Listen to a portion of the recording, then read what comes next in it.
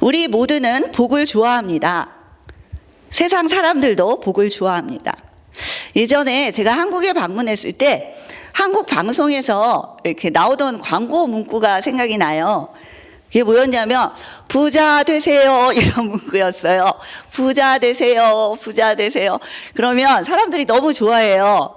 그래서 서로 덕담을 나눌 때에도 부자 되세요. 그럼 사람들이 너무 좋아하고 그러던 기억이 납니다. 또 그 문구를 또 이렇게 뭐 여러 가지 음료수나 이런 데 이렇게 표기해가지고 부자 되세요 이렇게 써놓으면 사람들이 그걸 되게 잘 사요. 그래서 그거 사다가 다른 사람 집 방문할 때 주기도 하고 그랬던 생각이 나는데요. 네, 그렇습니다. 복하면 가장 먼저 떠오르는 것이 돈입니다. 재물이 많은 사람을 우리는 재물복이 있다고 말을 하지 않습니까? 또 복하면 또 이런 단어들이 떠오르죠. 건강. 예, 건강에도 복이 있다. 건강의 복, 또 명예, 또 권력, 또 성공. 그리고 우리가 제일 치는 복이 바로 관계의 복입니다. 그래서 우리가 보통 인복이라고 말을 하는데 세상 사람들도 나이가 드신 분들이 보면은 이런 이야기들을 하세요. 남는 건 가족이더라. 뭐 또 남는 건 친구더라. 또 사람을 많이 얻는 것이 그게 진짜 복이다. 이렇게 말씀하시는 분도 많습니다. 그래서 복의 사전적 의미를 한번 찾아봤습니다. 그래서 사전적 의미는 복하면 삶에서 누리는 좋고 만족할 만한 행운 또는 거기서 얻는 행복이라고 이렇게 쓰여 있더라고요. 그렇습니다. 복하면 또 떠오르는 것이 행복입니다. 지금 세상은 자신의 행복을 위해서 모든 것을 던지는 사람들이 많이 있지요. 또 많은 매체에서 네가 행복한 게 최고라고 이렇게 말하고 있습니다. 그래서 많은 사람들은 자신의 행복을 찾아 많은 노력을 기울이고 또 실제로 진심으로 그렇게 살려고 노력을 많이 해보지만 그런 사람들이 그 행복을 찾지 못하는 경우를 우리는 다 알고 있습니다. 돈도 건강도 또 명예도 권력도 성공도 사람과의 관계도 잠시 행복한 듯 하지만 누구나 또 공허해야 하고 그 안에서는 참된 안식을 얻지 못합니다. 왜 그럴까요? 우리는 그 해답을 성경에서 찾을 수 있습니다. 네, 특별히 오늘 시편 1편을 통해서 하나님께서 말씀하시는 참된 복이 무엇일까 알아보는 시간이 되었으면 좋겠습니다. 1편 1절에서 2절 복 있는 사람은 악인들의 꾀를 따르지 아니하며 죄인들의 길에 서지 아니하며 오만한 자들의 자리에 앉지 아니하고 오직 여호와의 율법을 즐거워하여 그의 율법을 주야로 묵상하는도다. 예, 이렇게 되어 있습니다. 예, 복 있는 사람의 정의가 여기 나오는데 왜 주님의 말씀을 묵상하고 그렇게 주님의 말씀대로 살아가는 것이 복일까요? 그것은 바로 복의 근원이 하나님이시기 때문입니다. 창세기 1장 28절에 보면 하나님이 그들에게 복을 주시며 하나님이 그들에게 이르시되 생육하고 번성하여 땅에 충만하라. 땅을 정복하라. 바다의 물고기와 하늘의 새와 땅에 움직이는 모든 생물을 다스리라 하시니라. 네, 하나님께서 이 세상을 만드시고 사람을 만드셨습니다. 그리고 그 사람들에게 복을 주셨습니다. 또 창세기 12장에 보면 아브라함에게 복을 주시는 장면이 나옵니다. 내가 너로 큰 민족을 이루고 내게 복을 주어 내 이름을 창대하게 하리니 너는 복이 될지라. 너를 축복하는 자에게는 내가 복을 내리고 너를 저주하는 자에게는 내가 저주하리니 땅의 모든 족속이 너로 말미암아 복을 얻을 것이라. 이렇게 되어 있습니다. 그렇습니다. 하나님은 우리에게 이미 복을 주셨습니다. 또 진정한 복을 주실 수 있는 분은 하나님 뿐이십니다. 시편 16편에 이런 이야기가 있습니다. 하나님이여 나를 지켜주소서. 내가 주께 피하나이다. 내가 여호와께 아뢰되 주는 나의 주님이시오니 주밖에는 나의 복이 없다 하였나이다. 네, 진정한 복은 그래서 하나님과의 관계에 달려 있는 것입니다. 우리에게 복을 주시고 또 복을 주실 수 있는 분이시기 때문입니다. 그래서 죄로 인해 깨어진 하나님과의 관계를 회복시키기 위해 이 땅에 오셔서 죽으시고 부활하신 예수 그리스도를 믿는 것이 참된 복인 것입니다. 말씀이신 예수 그리스도를 날마다 읽고 듣고 묵상하며 순종하는 것이 복입니다. 또 말씀을 살아내기 위해 처절하게 울부짖고 기도하는 자들이 복 있는 사람입니다. 어떠한 환경 속에서도 말씀과 기도와 예배를 통해 감사와 찬양을 올려드리는 자들이 복 있는 사람입니다. 시편은 복 있는 사람들이 쓴 시고 또 기도이고 찬양입니다. 특별히 시편의 거의 반 정도를 쓴 다윗의 기도이며 찬양입니다. 시편 2편 12절에 그의 아들에게 입맞추라, 그렇지 아니하면 진노하심으로 너희가 길에서 망하리니 그의 진노가 급하심이라. 여호와께 피하는 모든 사람은 다 복이 있도다. 그렇습니다. 예수 그리스도를 믿고 여호와께 피하는 사람이 복 있는 사람입니다. 다시 말하면 여호와께 피할 일이 있는 사람이 복 있는 사람입니다. 마태복음 5장 3절에 심령이 가난한 자는 복이 있나니 천국이 그들의 것이며. 네, 그래서 우리 심령이 가난할 때가 언제입니까? 우리가 마음의 부도를 맞았을 때죠. 내 힘으로 살 수 없구나를 깨닫는 순간 우리는 예수 그리스도가 필요한 분임을 깨닫게 됩니다. 그래서 여호와께 피할 일이 있는 사람이 복 있는 사람입니다. 심령이 가난한 자가 복이 있는 사람입니다. 네, 그래서 우리가 다윗을 보면 늘 피할 일이 있었습니다. 파란만장한 인생의 많은 문제들로 늘 주님을 찾을 수밖에 없었습니다. 사울 왕이 죽이려고 쫓아다닐 때에도, 또 죄로 인해 불면의 밤을 보낼 때에도, 또 사랑하는 아들의 반역으로 피신할 때에도 늘 주님을 찾고 주께 피하는 사람이었습니다. 바로 하나님의 말씀을 주야로 묵상하며 기도하는 사람이라는 뜻이지요. 그래서 다윗은 말씀을 듣고 기도하며 인생의 어려운 문제들을 승리로 이끌 수 있었습니다. 예, 오늘 복이 있는 사람, 그래서 다시 한번 말씀드리면 말씀을 묵상하는 사람이 복이 있는 사람입니다. 말씀을 묵상한다는 것은 그냥 한번 읽고 그냥 잊어버리는 그런 것을 말하는 것이 아닙니다. 묵상은 마치 소가 되새김질을 하듯이 하나님 말씀을 읽고 또 듣고 또 자꾸 생각하고 또 생각하고 또 생각하는 그런 것을 뜻하는 것입니다. 다시 말하면 깊게 생각하는 것입니다. 그러면 어떤 일이 일어납니까? 죄를 깨닫게 하시고 또 회개하게 하시고 주님의 길로 인도해 주시는 것입니다. 하나님의 말씀이 없이는 우리는 악인들의 꾀를 따를 수밖에 없고 죄인들의 길에 설 수밖에 없고 오만한 자들의 자리에 앉을 수밖에 없습니다. 여기서 악인은 우리가 나쁜 일을 한 사람도 당연히 악인이지만 우리 하나님을 떠나 있는 상태를 말하는 것입니다. 그래서 하나님을 모르고 떠나 있고 자신의 뜻대로 사는 사람들이 바로 악인들의 꾀를 따르는 사람입니다. 그런 사람들은 그냥 세상이 보여주는 대로 자신이 옳은 대로 그렇게 자신의 꾀대로 또는 세상의 꾀대로 따를 수밖에 없는 것이죠. 또 죄인들의 길은 어떤 길입니까? 예수님, 하나님을 모르고 자신의 길대로 가는 것이 바로 죄된 길인 것입니다. 또 오만한 자는 어떤 자입니까? 하나님이 우리의 왕이 되셔야 하는데 그 마음의 왕자에 나 자신을 왕으로 모시고 사는 사람들이 바로 교만한 사람, 오만한 사람인 것입니다. 그래서 우리는 말씀이 없이는 이런 사람이 될 수밖에 없는 것입니다. 그렇게 다윗은 말씀을 소중히 여겼습니다. 시편에 보면 여호와의 말씀은 순결하며 흙 도가니에 7번 단련한 은 같도다. 또 시편 19편에 보면 여호와의 율법은 완전하여 영혼을 소성시키며 여호와의 증거는 확실하여 우둔한 자를 지혜롭게 하며 여호와의 교훈은 정직하여 마음을 기쁘게 하고 여호와의 계명은 순결하여 눈을 밝게 하시도다. 네, 말씀을 주야로 묵상함이 우리의 복인 것입니다. 또 다윗처럼 기도하는 사람이 복 있는 사람입니다. 시편은 모두 기도이며 찬양입니다.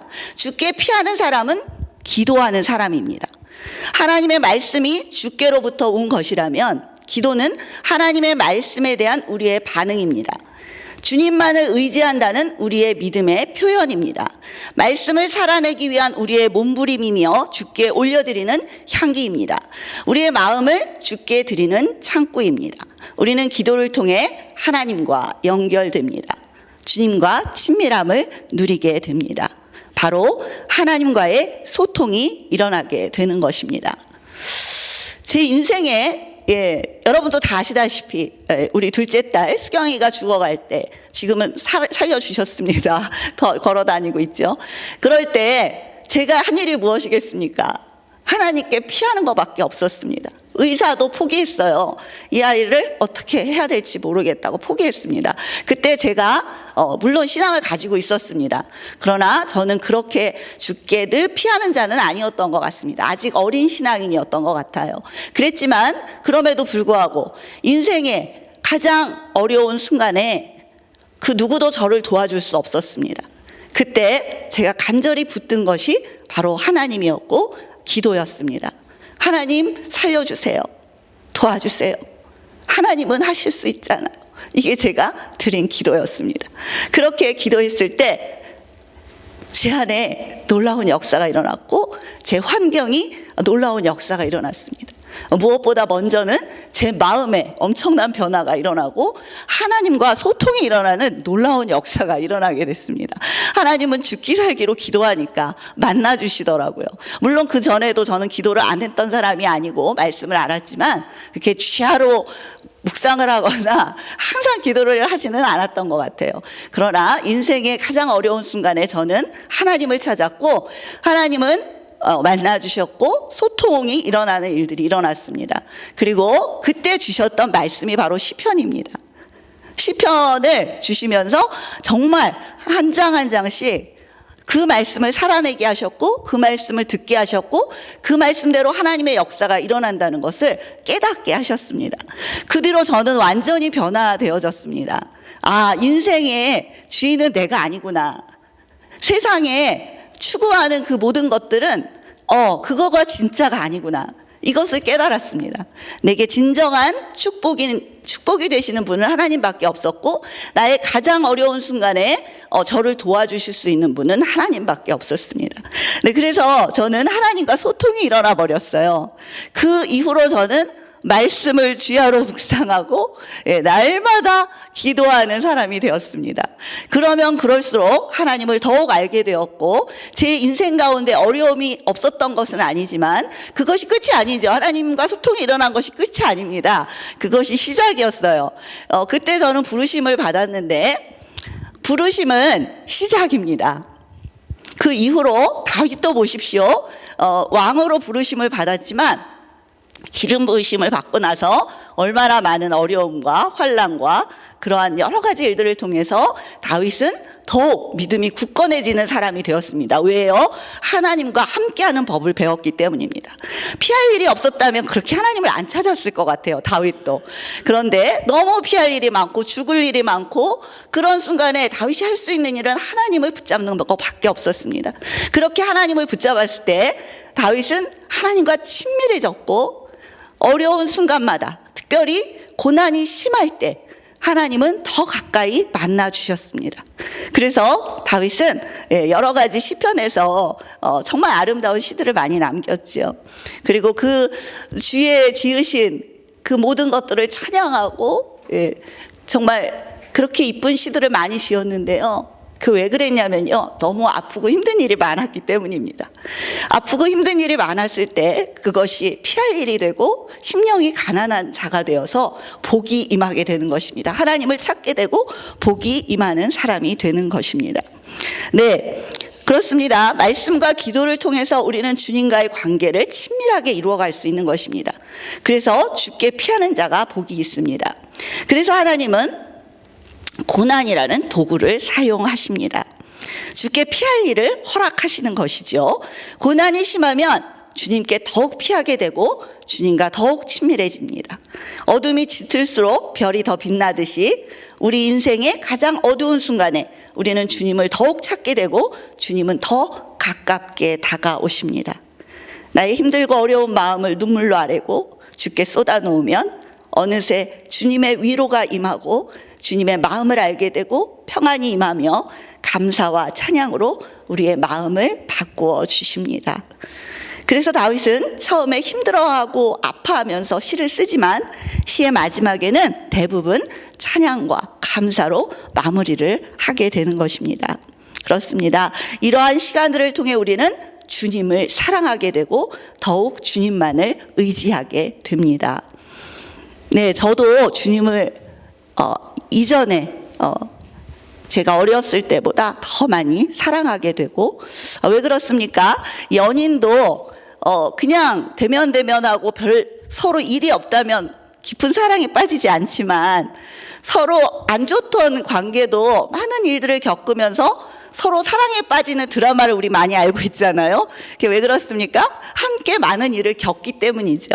그런데 우리가 하물며 우리를 지으시고 또 우리의 왕이 되시는 우리 주님과 우리 주님께 피했을 때 그분과 함께하면서 승리를 맛보고 감사를 맛보고 하는 이 모든 일들을 겪게 되면 하나님을 사랑하지 않을 수가 없게 되는 것입니다. 그래서 이러한 일들을 통해서 주님의 가장 큰 계명인 하나님을 전심으로 사랑하게 되는 법을 배우게 됩니다. 하나님을 사랑하게 되면 또 어떤 일이 일어나냐면요, 열매를 맺게 됩니다.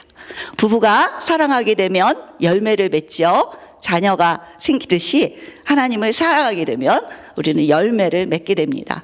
오늘 말씀 3절에 그는 시냇가에 심은 나무가 철을 따라 열매를 맺으며 그 잎사귀가 마르지 아니함 같으니 그가 하는 모든 일이 다 형통하리로다, 이렇게 되어 있습니다. 그런데 열매를 맺는 일은 왜 그렇게 더딘 것일까요? 참 어렵습니다. 열매는 우리가 부르심을 받고 하나님의 사명대로 열심히 산다고 하는데 우리가 생각하는 어떤 열매가 있잖아요. 그 열매는 참 더디게 일어나는 것 같습니다. 그리고 환경이나 또는 우리가 뭔가 아프고 힘든 일들, 기도 제목들, 이런 것들이 어떤 것은 빨리 이루어지는 것도 있지만 대부분 참 오랜 시간이 걸립니다. 왜 그렇게 더딘 것일까요?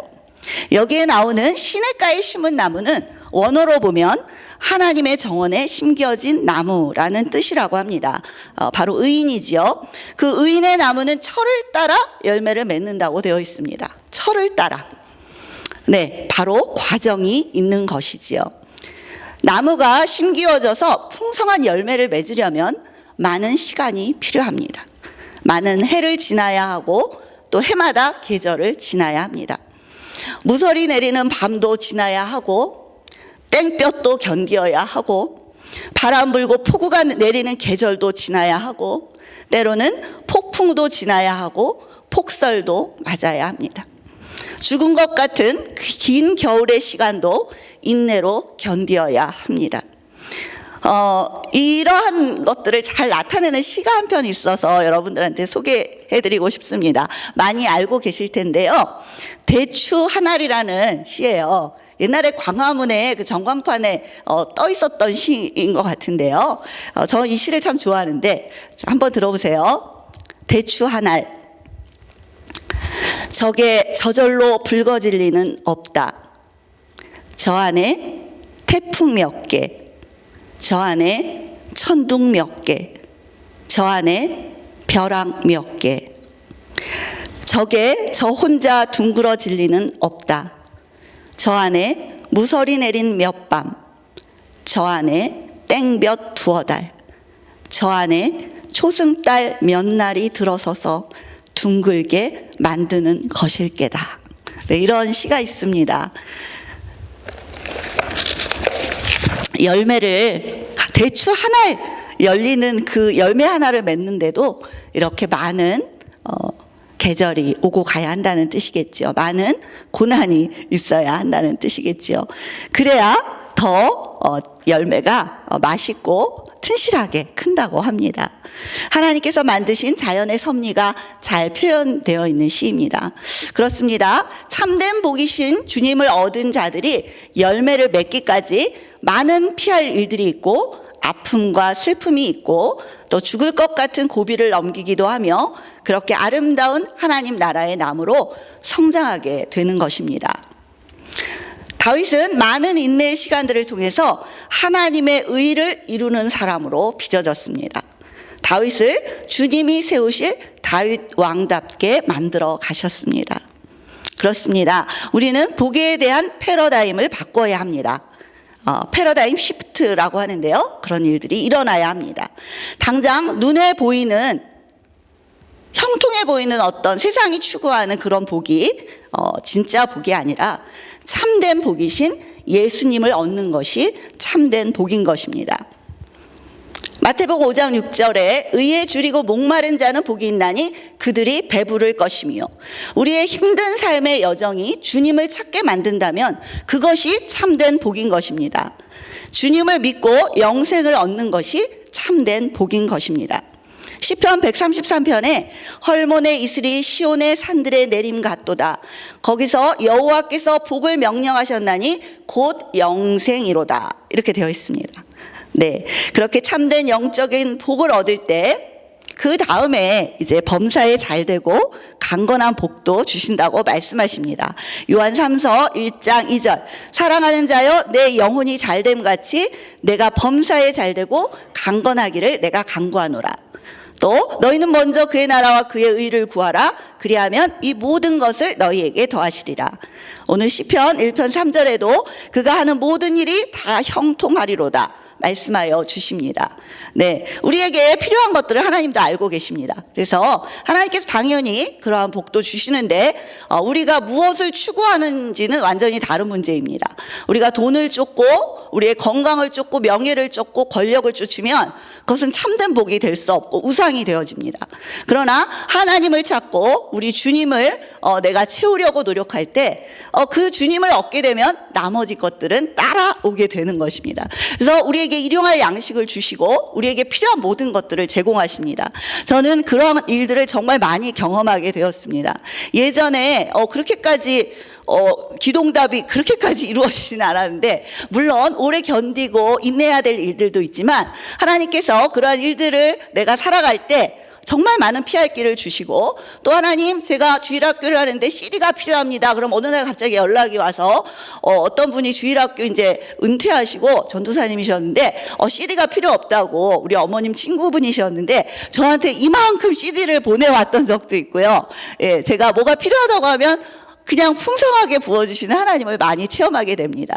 하나님 나라를 위해 살아갈 때 그리고 주님이 내 안에 왕이 되실 때 우리 안에는 정말 놀라운 풍성한 그런 여러 가지 삶의 일들이 일어나게 되는 것입니다.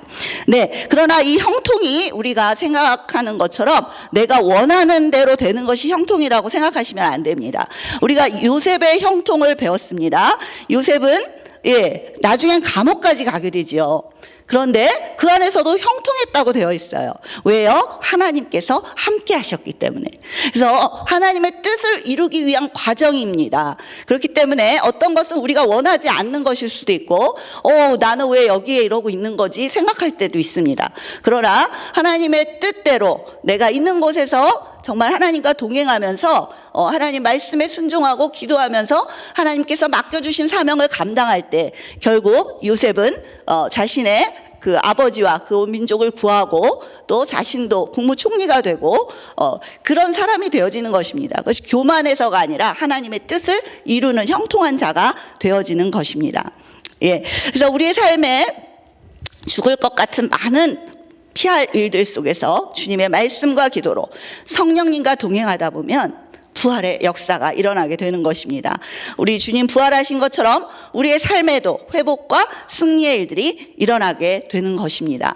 기다림의 시간들이 힘들지만 그 과정들을 통해서 우리의 열매는 익어가고 있다는 것을 기억해야 합니다.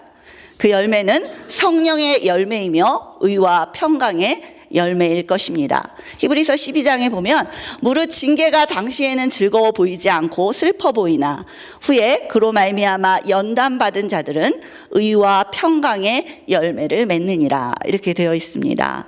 또 오늘 본문 6절에 무릇 의인들의 길은 여호와께서 인정하시나 악인들의 길은 망하리로다 말씀하여 주셨습니다. 주께 피해서 말씀과 기도로 살게 되면 하나님께서 인정하시는 사람이 됩니다. 이러한 사람들이 바로 두 번째 큰 계명인 이웃 사랑을 하게 되는 것입니다. 화목해 하는 자가 되어 하나님의 아들이라 일컬음을 받습니다. 마태복음 5장 9절에 화평하게 하는 자는 복이 있나니 그들이 하나님의 아들이라 일컬음을 받을 것이며. 그렇다면 화평하게 하는 자는 어떤 자입니까? 예수 그리스도께서 이 땅에 평화의 왕으로 오셨습니다. 그래서 하나님과 우리 사이를 화목해 하시기 위해서 죽어주셨습니다. 수치와 침뱉음을 당하셨습니다. 마치 악인들에게 지는 것처럼 수모를 당하셨습니다. 자신을 찌르는 자들을 용서하셨습니다. 우리도 우리를 보내주신 곳에서 죽어야 합니다.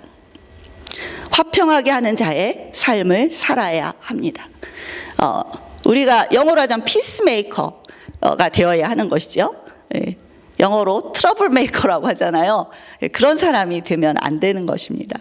그래서 이게 쉽지 않지만 그래서 우리가 많은 훈련과 연단을 받는 것 같습니다. 그래서 피스메이커의 삶을 살아야 합니다. 그곳에 회복의 역사가 일어납니다. 우리 주일학교에서 것을 가르쳤더니 아이들이 죽어야 된다 그랬더니 너무 힘들어 하더라고요. 어떻게 죽어요, 전도사님? 막 그러더라고요. 그래서 가르쳐 주었습니다. 그래, 순교하시는 분도 있지만 우리가 당장 순교하고 그러진 못하더라도 우리가 어떻게 해야지 죽는 걸까? 우리가 어떻게 해야 죽는 거냐면 바로 예수님처럼 내가 용서하는 거죠. 내가 져주는 겁니다. 또 내가 먼저 희생하는 겁니다. 내가 먼저 사랑하는 것입니다. 네, 이것이 사실은 화평하게 하는 자의 삶이 되는 것이죠. 그래서 이런 삶으로 우리가 살아갈 때 우리의 전도의 열매가 또 맺혀지게 되고, 또 전도를 해서 교회에 모시고 와도 우리가 이렇게 피스메이커가 되지 못하고 트러블 메이커가 되면 또 잘 안 되겠죠. 여러 가지 이유는 있겠지만 우리 이제 다음 주에 우리 새생명 초청 잔치인데요. 우리가 정말 전도도 해야 되고 또 우리 교회에 오시는 분들에게 정말 이런 사람이 되어야 할 것입니다. 내가 먼저 희생하고, 내가 먼저 져주고, 내가 먼저 사랑하고, 내가 먼저 용서하고, 이러한 화평하게 하는 자, 이런 자가 바로 복 있는 사람이고, 하나님께서 그런 복 있는 사람으로 우리를 이끌어 주시는 것입니다. 네, 그래서 우리의 삶도 말씀대로 사는 것이 죽는 것 같지만 다시 사는 역사, 부활의 역사가 일어나게 되는 힘이 되어지는 것입니다. 네, 구원의 역사. 네, 하나님께서 마침내 복을 주시는 그 복이 무엇입니까? 바로 구원입니다. 예, 하나님께서 이런 많은 훈련들을 통해서 결국 우리에게 믿음을 주시죠. 그래서 오늘 불렀던 찬양처럼 나는 믿네 이러면서 그 다윗도 그랬을 거예요. 저도 그렇습니다. 그러면 바다가 갈라지든지 아니면 내가 바다 위를 걷든지 두 가지 중에 한 가지가 일어나게 됩니다. 그러면 어떤 일이 일어납니까? 주님을 더욱 사랑하게 됩니다. 와, 우리 주님 너무 멋지시다. 어떻게 이렇게 일하시지? 주님을 더욱 사랑하게 되고 나의 믿음은 더욱 견고해지고 사람의 뜻을 이루는 그런 사람이 되어지는 것이지요. 그리고 또 회복의 역사는 반드시 일어납니다. 우리 수경이가 다시 살아난 것처럼 물론 하나님이 뜻 안에 또 어떤 분은 돌아가시기도 하죠. 그렇지만 또 하나님께서 살리실 사람은 반드시 살리시고 회복시켜 주시고, 그리고 또 우리가 죽는다고 그게 회복이 아니라고 말할 수도 없습니다. 구원받았다면 그 순간에 죽어야만 구원받는 사람이라면 그 순간에 죽는 것이 바로 복 있는 사람인 것입니다. 네, 그래서 우리는 죽고 사는 문제가 중요한 게 아니에요. 사실은 영생이 중요한 것입니다. 그래서 아까 말씀드렸던 것처럼 말씀에 나오듯이 하나님께서 복을 선포하셨는데 바로 영생이라고 하십니다. 그래서 모든 것은 믿음의 결국은 구원입니다. 그래서 우리가 죽든지 우리가 살든지 우리가 영원한 생명을 얻는 구원으로 나아가야 하는 것이고, 우리가 또 사람을 전도할 때에도 그분의 구원과 생명과 영생을 위해서 그렇게 구할 때 많은 일들이 일어날 수 있어요. 제가 아는 분은 자기 엄마가 너무 하나님을 신실하게 믿으신대요. 그래서 너무 기도를 열심히 하신다는 거예요. 그런데 자녀들이 잘 안 된대요. 잘 안 된다는 거예요. 자녀들이 다 너무 많은 여러 가지 아프고 힘든 일들이 일어난다는 거예요. 그러면서 이분도 아직까지 주님을 그렇게까지 가깝게 만나지 않은 분이셨는데 나도 겁이 난다는 거예요. 우리 엄마가 너무 기도를 해서 나한테도 무슨 일이 일어나는 거 아니야? 우리 엄마는 기도하는데 우리는 이렇게 별로 복을 안 받는 것 같아. 그러면서 그런 얘기를 하는 걸 들었어요. 근데 그게 아니죠. 기도를 했기 때문에 일이 일어나는 겁니다. 심령이 가난한 상태가 되도록 하나님이 이끌어 가시는 거예요. 이 세상의 삶은 짧지만 영원한 생명은 영원한 것이기 때문에 하나님은 이 세상의 삶도 소중히 여기시지만 당연히 하나님은 구원을 가장 소중히 여기시는 분이십니다. 그렇기 때문에 우리가 기도하면 일들이 일어날 수밖에 없는 거예요. 물론 회복과 이런 일도 일어나죠. 그렇게 기도하면. 그렇지만 주님을 모르고 그냥 내가 너무 교만하고 내 마음대로 사는 게 맞다라고 생각하시는 분한테는 어쩌면 어떤 일들이 일어나서 주님을 찾을 수 있다면 그게 더 복이 되는 것입니다. 그래서 바로 우리가 복에 대한 패러다임을 바꿔야 합니다. 그래서 우리는 힘들고 어려운 사람이 있으면 아이고 복인 분이시구나 이분이 이렇게 생각을 해야 합니다. 저도 지나고 보니까 그때는 그게 분명 하나님이 하시는 일이라는 걸 느끼고 알았지만, 저는 우리 수경이가 죽어갈 때 지금은 살려주셔서 너무 감사한데 그때는 제가 마치 저주를 받은 사람인 것처럼 느껴졌습니다. 그러나 지금 보니까 제가 정말 축복된 사람으로 인도해 주고 계시고, 저는 정말 제 마음에 이미 많은 열매들이 맺혀 있는 것을 느낍니다. 성령의 열매가 맺혔고, 또 지금도 저는 여전히 힘든 삶을 살고 있습니다. 우리 수경이를 너무너무 아름답지만 또 케어하는 일이 만만치 않고, 또 하나님께서 맡겨주시는 많은 일들이 있습니다. 하나님께서 인정하시면 많은 일들을 맡겨주시는 것 같아요. 제가 예전에보다 지금 하는 일들이 더 많아진 게 사실입니다. 그렇지만 그것들을 이겨내고 넉넉히 할 수 있도록 도와주십니다. 그래서 이 모든 일들을 볼 때 나는 복 있는 사람이구나, 이러한 것들을 제가 느낍니다. 어떤 사람은 저를 불쌍히 여길 수도 있습니다.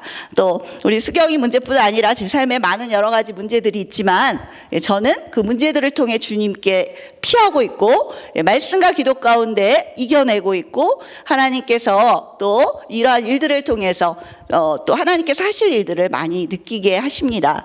모든 것들이 합력해서 선이 되는 것이 저는 느껴집니다. 그리고 그것이 구원의 역사로 인도되어지는 것도 저는 느끼고 있습니다. 그래서 이것이 저에게 참된 복이라는 것을 저는 날마다 느끼게 됩니다.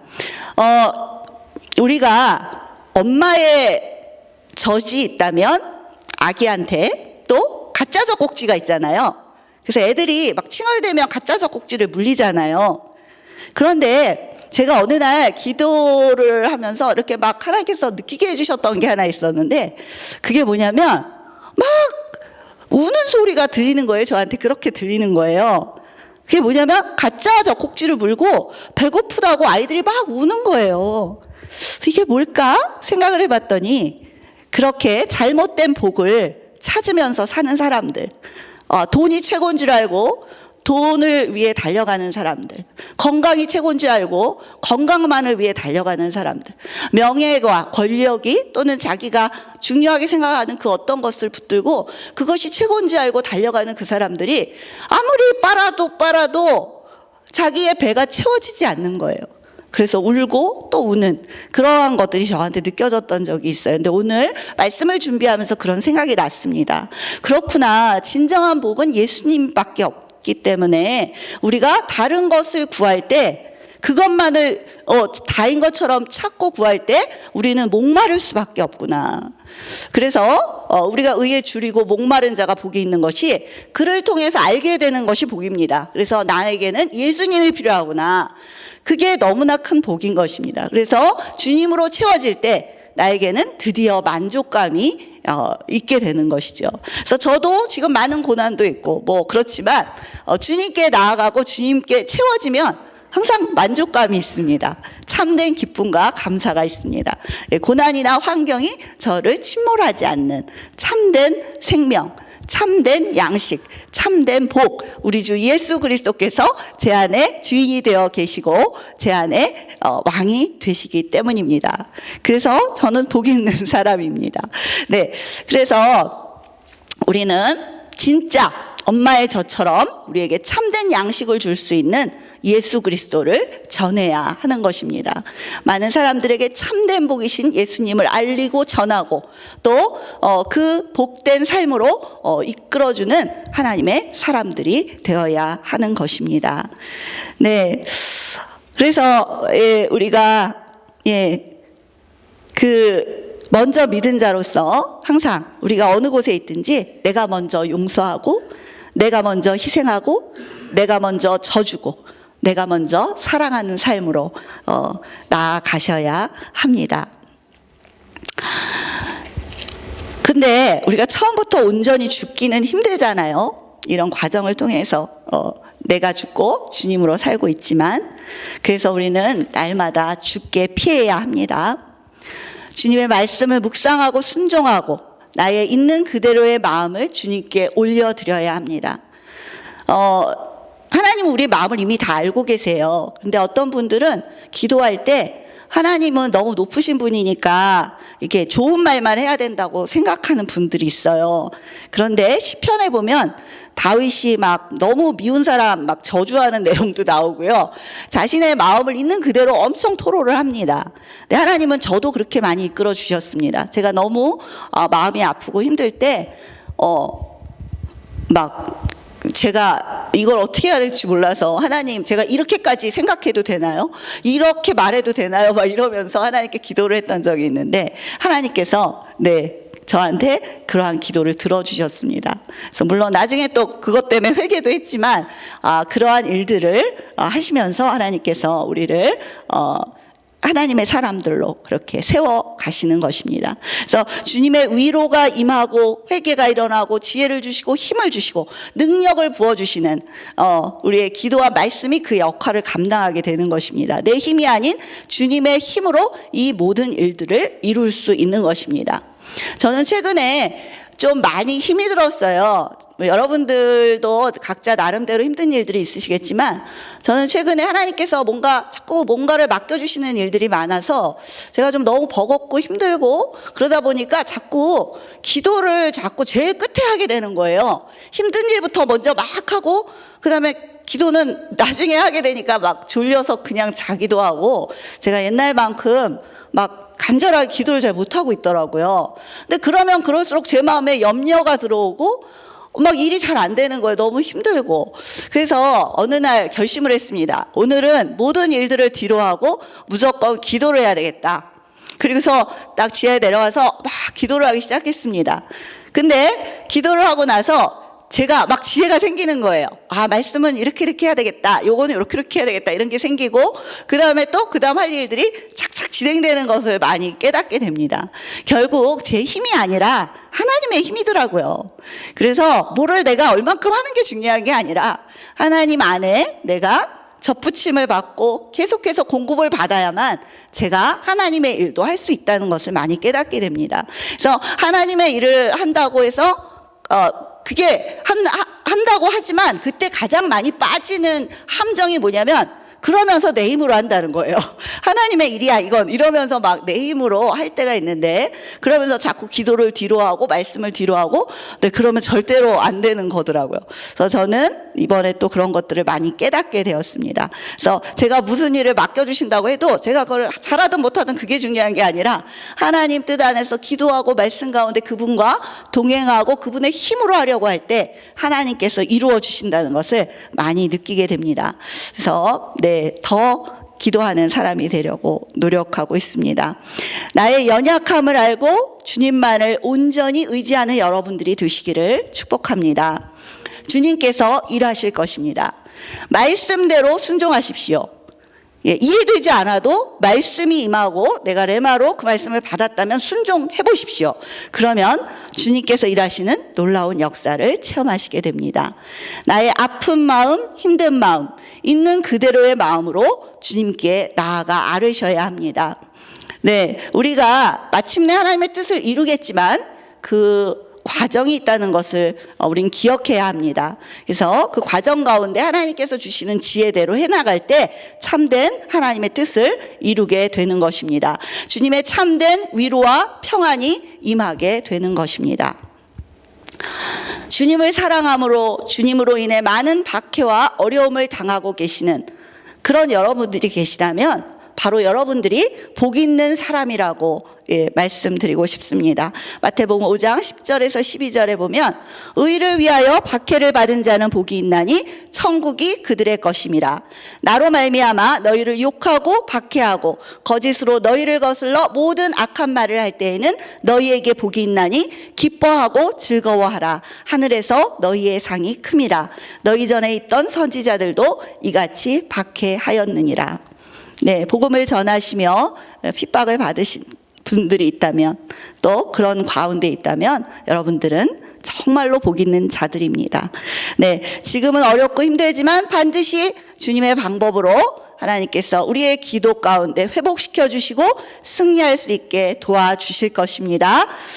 이것을 너희에게 이르는 것은 너희로 내 안에서 평안을 누리게 하려 함이라. 세상에서는 너희가 환난을 당하나 담대하라. 내가 세상을 이기었노라. 네, 눈물 나는 우리의 삶의 예배를 통해서 주님께서 영광 받으시기를 원합니다. 우리 주님이 우리를 위로하시고 지혜 주시고 힘 주실 줄 믿습니다. 네, 시편 18편 한번 읽어드릴게요. 나의 힘이신 여호와여, 내가 주를 사랑하나이다. 여호와는 나의 반석이시오, 나의 요새시오, 나를 건지시는 이시오, 나의 하나님이시오, 내가 그 안에 피할 나의 바위시오, 나의 방패시오, 나의 구원의 뿌리시오, 나의 산성이시로다. 주님만을 의지하고 모든 환난 가운데 주께 피했던 다윗은 그때마다 피할 길을 주셨고 승리하게 하셨고 마침내 주님이 세우신 왕이 되었습니다. 다윗 왕가를 통해 우리 주 예수 그리스도께서 오시게 되는 영광을 얻게 됩니다. 우리에게도 많은 환난이 있죠. 또 어려움이 있고 주께 피할 일들이 많이 있습니다.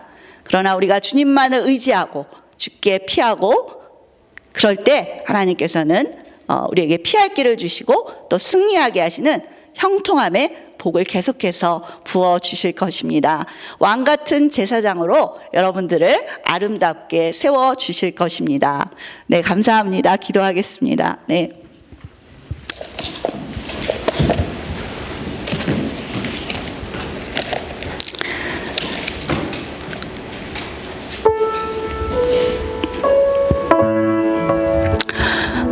다윗의 시를 한 편 더 읽어드립니다. 시편 23편.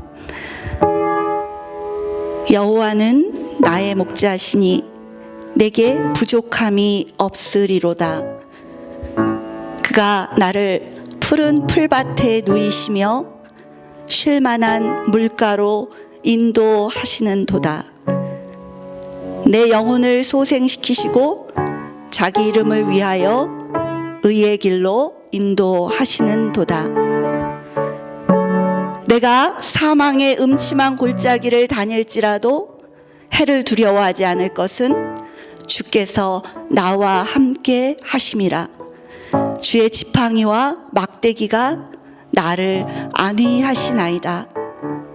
주께서 내 원수의 목전에서 내게 상을 차려주시고 기름을 내 머리에 부으셨으니 내 잔이 넘치나이다. 내 평생의 선하심과 인자하심이 반드시 나를 따르리니 내가 여호와의 집에 영원히 살리로다. 주께 피하는 자는 복이 있습니다. 여러분들의 아프고 힘든 마음들 주께 아뢰시는 이 시간이 되기를 바랍니다. 기도합니다. 하나님 감사합니다.